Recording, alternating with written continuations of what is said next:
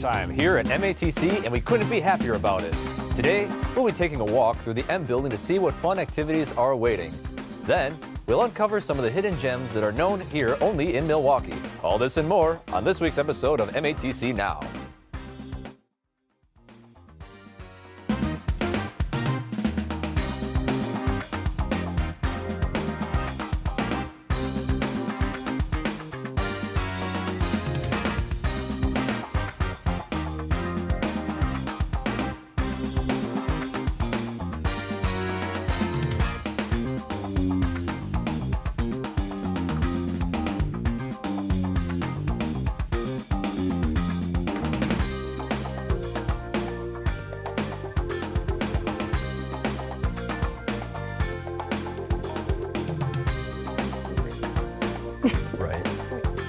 Try to keep everybody away from the grill. Good afternoon and welcome to another episode of MATC Now. I'm your host, Nick Calvache, and we're so happy you're here. Joining me today in the studio is Shel Delisle, the head volleyball coach. We're so happy to have you. Thank you so much. How would you define success on a team? So a lot of people think success is defined by how many wins you have in a season, but I think it's so much more than that. Sure. I think being great students, being great young women, going out in the community, just really preparing to go out and conquer the world. If they can leave my court with that, I think we'll have more wins than losses, but that's a winning season and a winning team for me. Right, absolutely. That's truly what teamwork's all about. And once again, we're so glad to have you here in the studio. Out of the studio today and poking around the student life office is our field correspondent, Max Martinson. How's it going out there, guys? Hey Nick, we're here at the MATC downtown campus checking out the MATC Game Club. Stay tuned to see what gives the college its college life.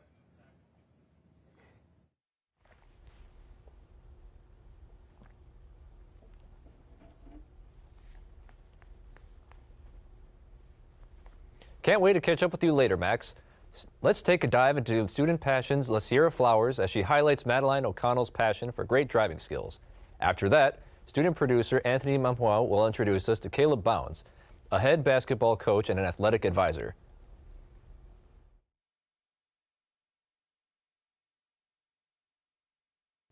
In the modern digital age, speed isn't just for the racetrack. It can be right at your fingertips. Online simulation racing is also more than a hobby. It's a social connection, technical challenge, and a thrill, all from the comfort of your home. One MATC student shows us how she connects with others and even designed her own custom car looks in the world of online racing. Buckle up for today as we take a dive into the world of digital asphalt. I'm student reporter Lasierra Flowers, and this is another Student Passion Report. Why invest in a sim racing setup? The answer is simple: immersion and control. A full setup with a wheel, pedals, shifter, and cockpit-style seating makes you feel like you are actually behind the wheel. Maddie O'Connell is a first-year student in the TV and video production program at MATC.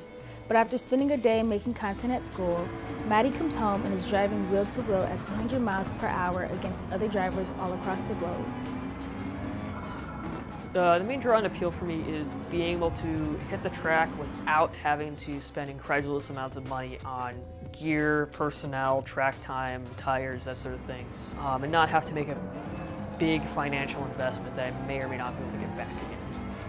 What are some of the communities like online that you race with? So some of the communities I race with are Init Esports, which is a women-led and women-run all esports team. Another group I'm a part of is called Transmission Motorsports, and what we do is it's a trans-led group, and we have a lot of online races that we do for charity. I like simulators that allow me to kind of hear, feel, and kind of use all of my senses to kind of understand how the car is working. What is your process or inspiration for making car liveries? For me, it's like a matter of self-expression for me. As a queer person,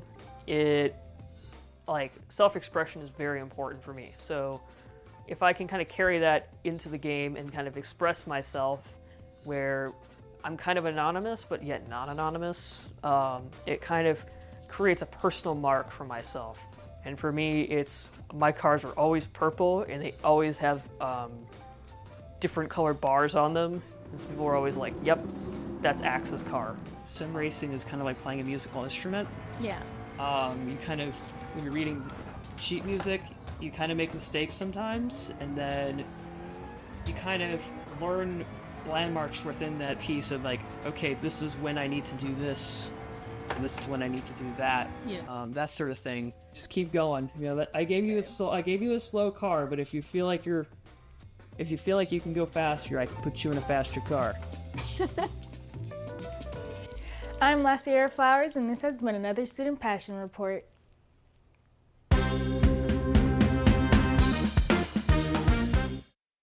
I'm Kahlil Bounds, and I'm the head baseball coach and team academics for our athletics department. Today, Kahlil Bounds, head coach of the baseball athletic department and academic advisor, talks to us about shaping students into not only great athletes, but even better people. What his personal experience is like working with students, those students who look for great success both on and off the field. People talk about it all the time. I started doing it because I felt like the job wasn't actually a job.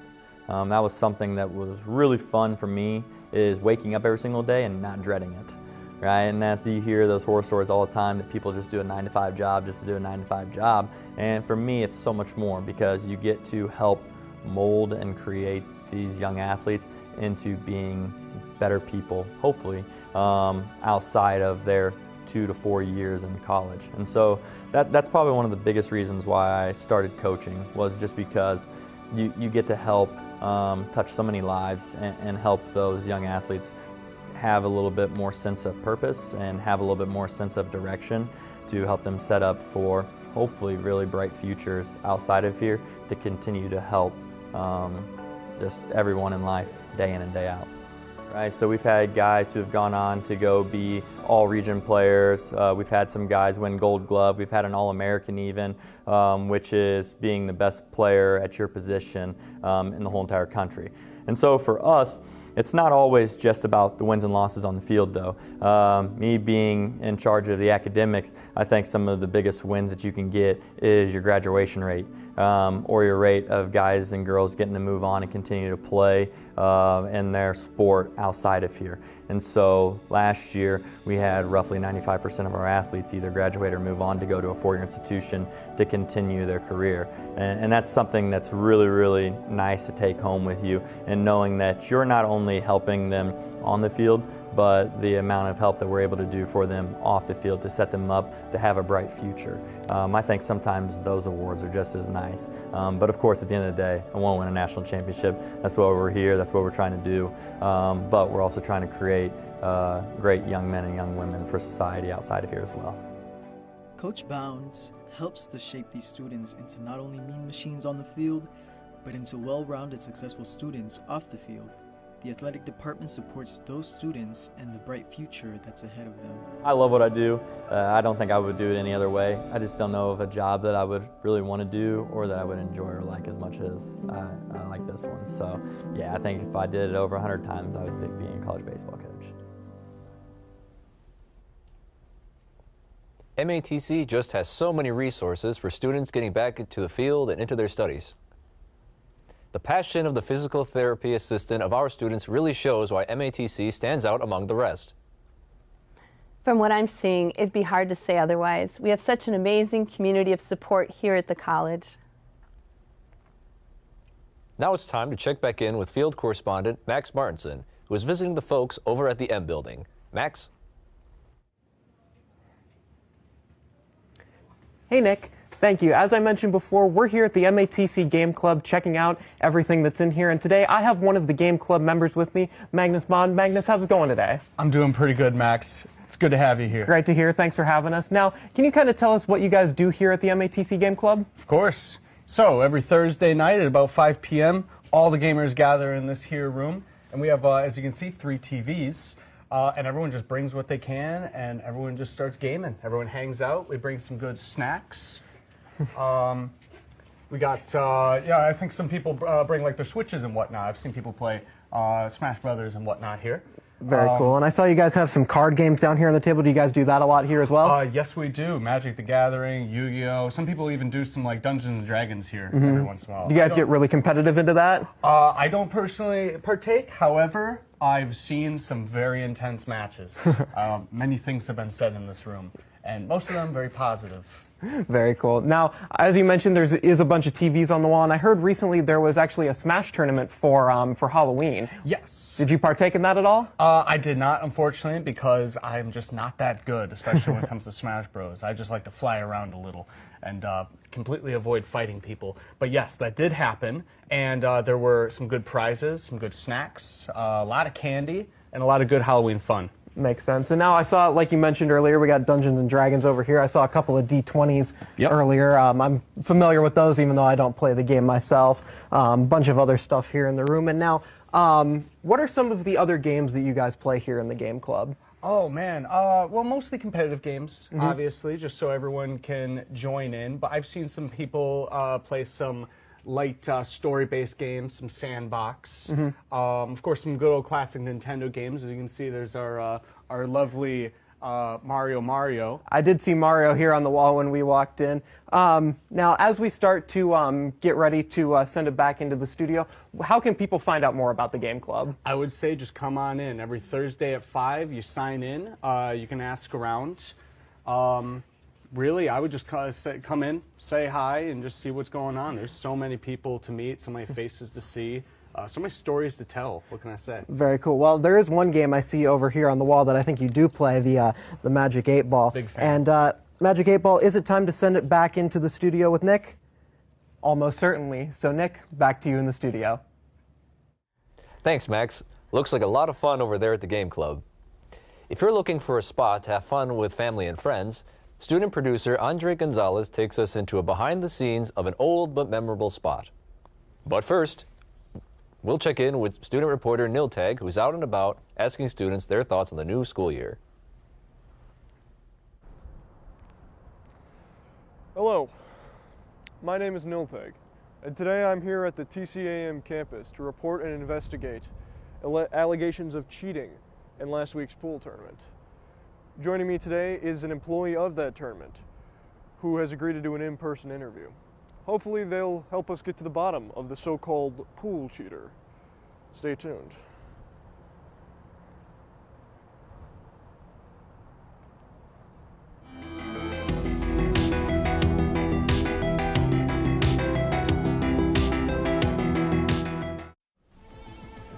Hello and welcome. Today I'm joined by Haras Diog.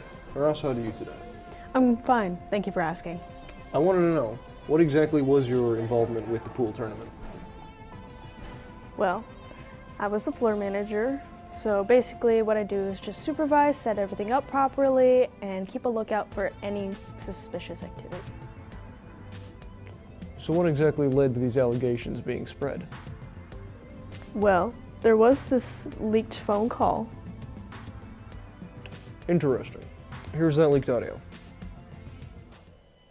Hello?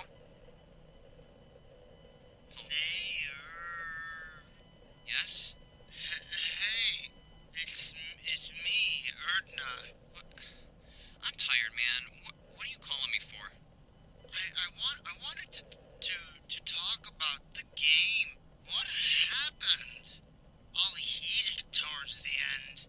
Yeah, that's usually how tournaments work. It gets competitive towards the end. Are you drunk? The balls went all misaligned, and you lost. I'm feeling tired is what I'm feeling. Did you just call me to make fun of me? No. I just wanted to let you know. I had to repolish my floorboards. Are you serious right now? I thought we were buds. Okay, if we are, then tell me, did you do anything to the pool balls? Hold on, wait. There's someone staring at me from my window. Oh wait, that's me, I'm looking in the mirror. Why do I always get the weirdos calling me? I also gather all the pool balls to make sure none of them are missing, but I noticed that some of them had a slightly slippery feel to them, but that could be from multiple factors. Interesting. Most interesting. Well, Horace, thank you so much for your time today. Thank you so much for having me. Do I get paid? Yes? Oh, the check comes in the mail. And there you have it, ladies and gentlemen. Did Aidan cheat? Did he alter the pool balls that made Nair lose the game? With no conclusive answer, that's for you to decide. Thank you for joining us for another episode of Alleged Investigations. Did we get it? Good? Yeah?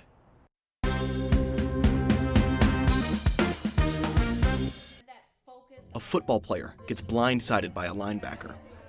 Bad weather causes a car to lose control and crash. Or maybe it's just as simple as a slip and a fall. No matter how you get injured, it's important to get the right help so that you can get back on your feet and back to your life. Every year, students in the Physical Therapist's Assistant Program at MATC take the charge to learn what they can do to help. The program really is about becoming a movement expert. We want to be viewed, we want the physical therapy profession to be viewed as the people who are the experts in movement. So when people out in society have problems with movement of any sort, we are going to be those individuals that they should seek to help them return to their previous activities and movements. That's Holly Pitts. She's the clinical coordinator and one of only 2 instructors in the program. She makes sure that students have the knowledge and experiences they need to guarantee their success. What's nice about our program is that our students aren't in lecture for long periods of time. We're always kind of bouncing back and forth between lecture and lab type activities, which keeps our students interested and not falling asleep. Besides the facilities that we have here, our students go out on 3 clinical rotations where they're actually out in hospitals and outpatient clinics, schools, nursing homes, going to people's homes and providing physical therapy there. That hands-on experience provided by the Physical Therapist Assistant Program is critical to students, such as Abby Holman. Well, we do a lot of hands-on work. You know, it's exercises, stretches, and that things like that. So we do them ourselves with our classmates so that we understand how to teach them to other people. So yeah, but now I really have a good grasp and I feel like confident that when I get out into the workforce, I'll be able to do what I need to do. Between the fantastic facilities, valuable experiences, and strong community present in the PTA program, it's not hard to understand why these students look like they wouldn't want to be anywhere else. So my favorite part about teaching this program is just seeing the progress. It's really fun because we teach the students for the full 2 years. We establish relationships with them and they come in knowing nothing about exercise or rehabilitation of patients, and they leave being able to practice out in a clinic or hospital setting.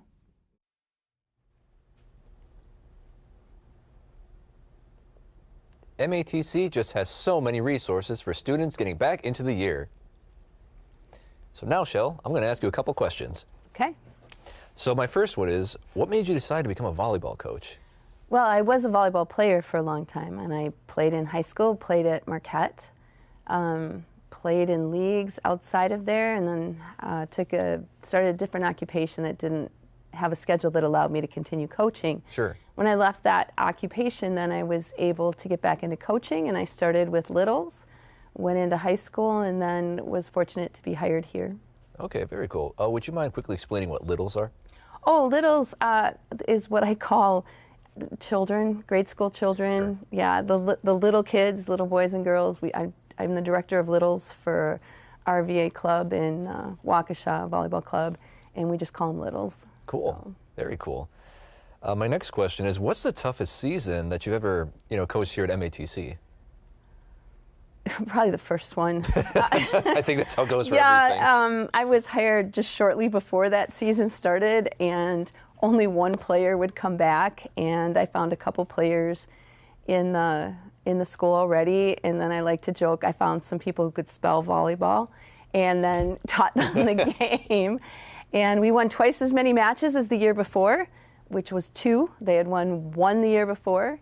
And we just kept building from there. And I had a lot of support from the athletic office and the AD and my assistant coaches through the years. And then last year we qualified for nationals. So very cool. But yeah, that first year was, they didn't have gear coming in. And like I said, that sounds rough. I'm not even sure they could spell volleyball, to be honest. Sure, sure. I guess you talked about some of these, but what would you say are the hardest, the most challenging things about being a volleyball coach? You know, I'm very invested in my students. And so when they have struggles, either academically or in their personal life or things, I think that's the hardest part for me. We really want to support them in all aspects of their life. And we have a lot of resources we can give them, just like the resources you were just talking about. Right. But sometimes, despite everything you do, they just can't make it work.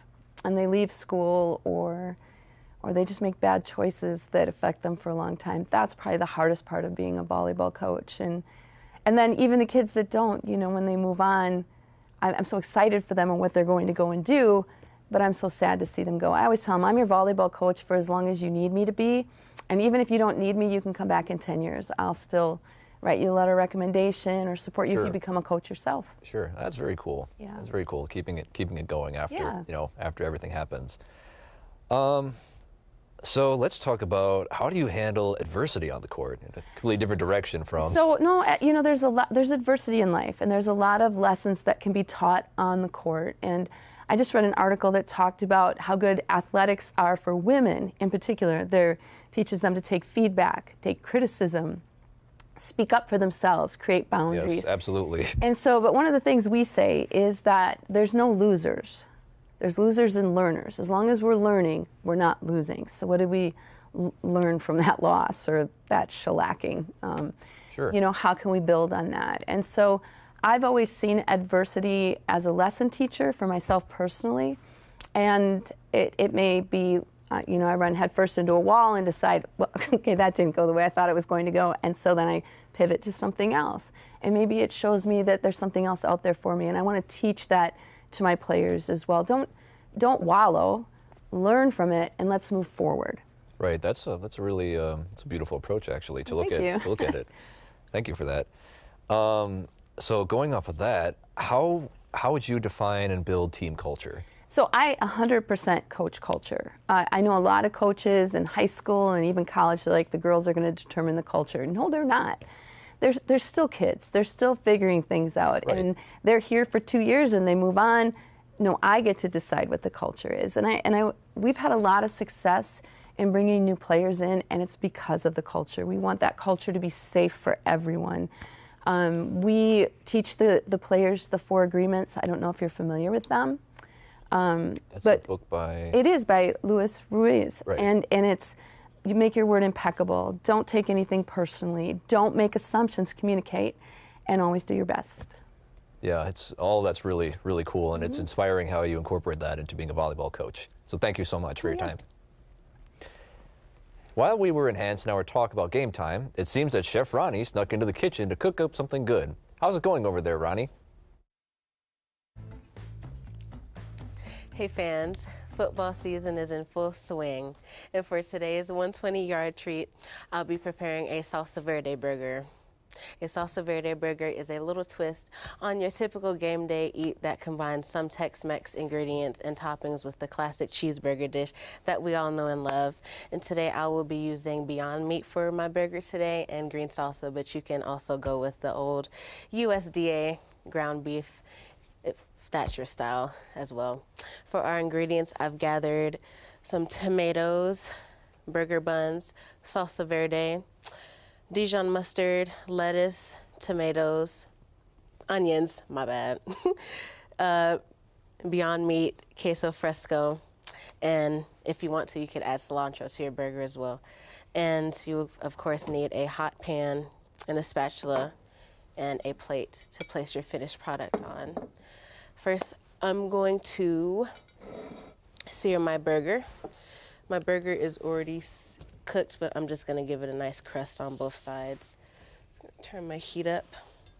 And while my burger is cooking, I'm going to slice up my lettuce. You just want to shred your lettuce, because this isn't like your typical burger. This is more of like a Hispanic-like burger, or what they say, a Tex-Mex burger. And I already sliced my tomatoes. You're gonna want to dice your tomatoes as well. You don't want to like slice everything too thick, because you don't want all the ingredients to overpower like the burger itself. Just gonna flip it. Okay. And for my onions, I don't know if you can see, but I sliced my onions thinly sliced, because onions are very overwhelming and you don't want those to overpower your dish as well. Beyond Meat also tastes amazing and still has the same color as regular meat, and it doesn't have all the bad things in them, not cancer causing and all that. Now I'm just gonna add some seasonings. If you wanna add seasonings, you can, but right now I don't really wanna add seasonings to my stuff. I added it beforehand. Now let's assemble the burger. So first I'm going to top it off with some Dijon, a nice generous amount. We're gonna go in with some lettuce. I like lettuce, so I'm gonna add a generous amount. Some red onions.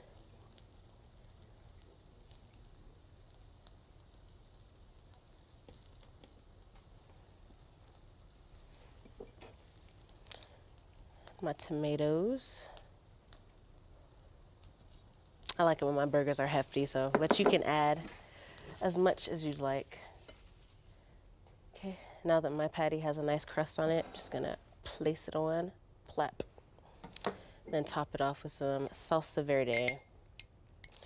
You can get your salsa verde anywhere. I got mine from my local Metro Market, but they also have very good salsa verde at Sir Max.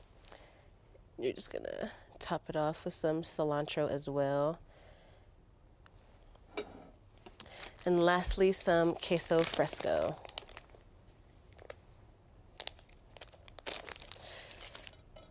Flip.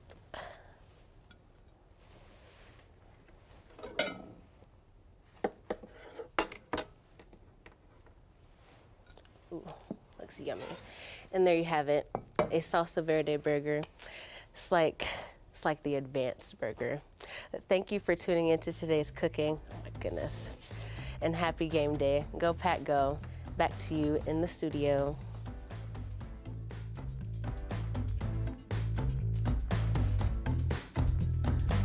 Thanks, Rahni. That burger smells amazing. It looks like Nick is ready for the MATC Minute. Let's hear it, Nick.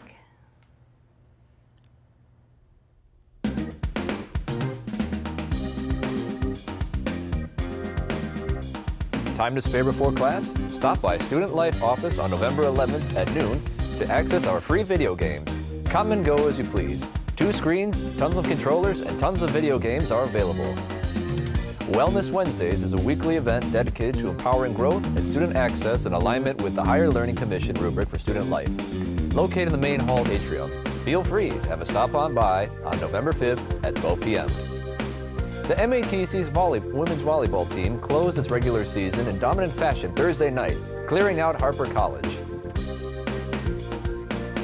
2026 priority registration is now here, continuing students for the Health ED pathways. For more information on dates and times of these and all the other events happening across campus, check out matc.edu/events.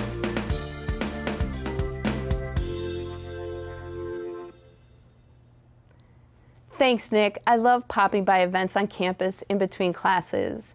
Now let's take a walk in the park with student producer Lucius Burton. I'm student producer Lucius Burton here at Koz Mini Bowl, and this is another Hidden Gem KE.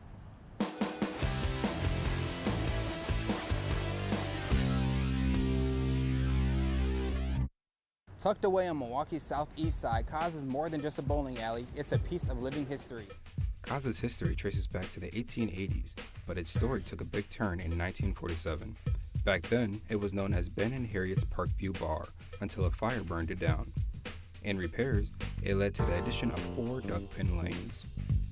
31 years later, the Kozlowski family stepped in, bringing new life to the old alley and polishing it up to shine as bright as a bowling ball. At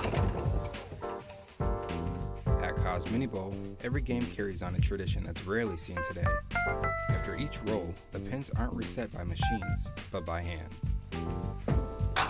Thanks to the dedication of pin setters working behind the lanes, the process keeps the rhythm of the game alive and keeps a piece of bowling history while locals and visitors enjoy the relaxed vibe, retro charm, and fun.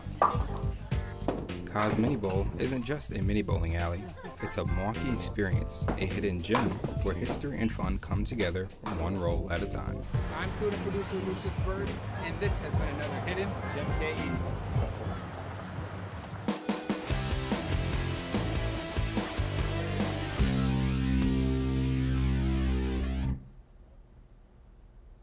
Thanks, Lucius. That looks like a great spot to take a break from school, work, and to spend time with family and friends.